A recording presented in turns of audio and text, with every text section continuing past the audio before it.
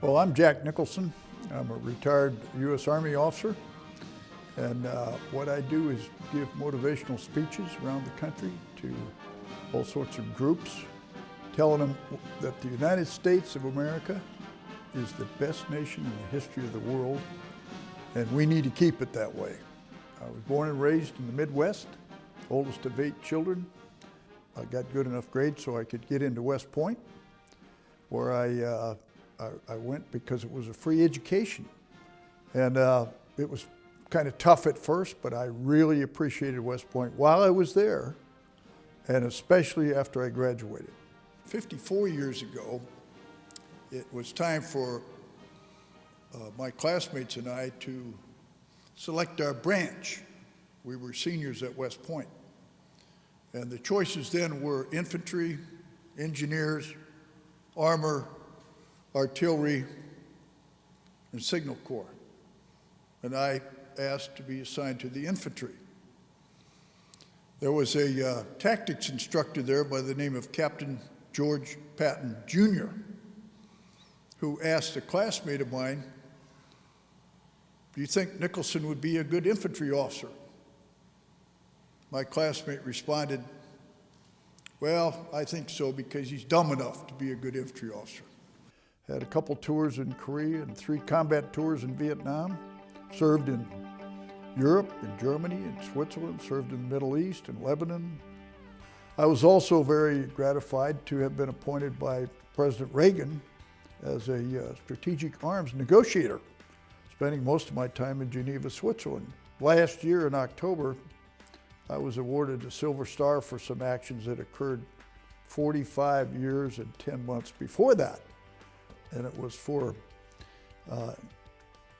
leading a group of Vietnamese irregular forces back to the scene of a horrific battle where we started with 240 and we ended up with 39 people in the group that were fleeing the scene. And through persuasion, I caused them to stop fleeing. I called in some fire support from the Vietnamese, and we went back onto the battlefield and we picked up 13 wounded people that had been abandoned. And we carried them for about 6 hours at night through the swamps, and we got them to safety without being overrun.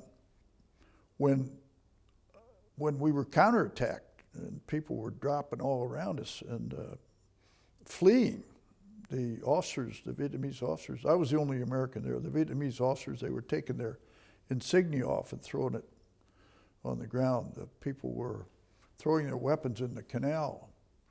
Well, I started fleeing with the rest of them until I caught up with the leader, the commander, the Vietnamese commander, was an elderly fella, Captain Phat. And through my interpreter, I said, "Phat, we got to go back and get the wounded." My interpreter's eyes popped out and he said, "You can't do that, Captain Nicholson, you can't do that." He called me Dai Huy Nick. "You can't do that, Dai Huy Nick." I said, "Why not?" He said, "They'll shoot you instead of going back on that battlefield." So I pointed my carbine at him and I took the safety off and I said, "If they aim at me, I'm aiming at you, and I got 30 rounds here. They're going right in you, so you better be very convincing." And he was. And Captain Phat was actually emboldened by my willingness to go back. And I felt like anybody would have done the same thing. Any other American soldier would have done the same thing. It had to be done, and we did it. While I was faced with this comment by my interpreter that they'll shoot you, I reflected back on what my classmate had said to Captain Patton, that Nicholson is dumb enough to be a good infantryman. And I thought, boy, I really typify that remark tonight. Here I am, we're getting, the enemy's trying to kill us, and now I find out that I might be shot by the friendlies.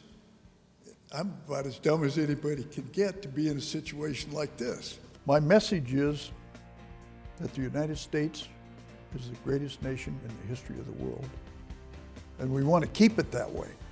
We need to be dedicated to preserving our nation, our freedom, and our independence, and being aware that the free enterprise system is the engine, the power engine that makes our country so great and so free. Time and again, the United States has gone to the aid of other countries that were invaded or taken over by tyrants. We eventually went to the aid of those countries. We threw the invaders out and we restored freedom. The United States is doing a tremendous amount of good for millions of people, saving their lives, literally. I want people to appreciate what America has done. I also want people to appreciate what America can do and can continue to do. I want people to be serious about who they elect as their representatives. I want people to vote in much higher percentages. My message is that the United States is the greatest nation in the history of the world, and we want to keep it that way. I want to get this message to whomever will listen, mostly to young people.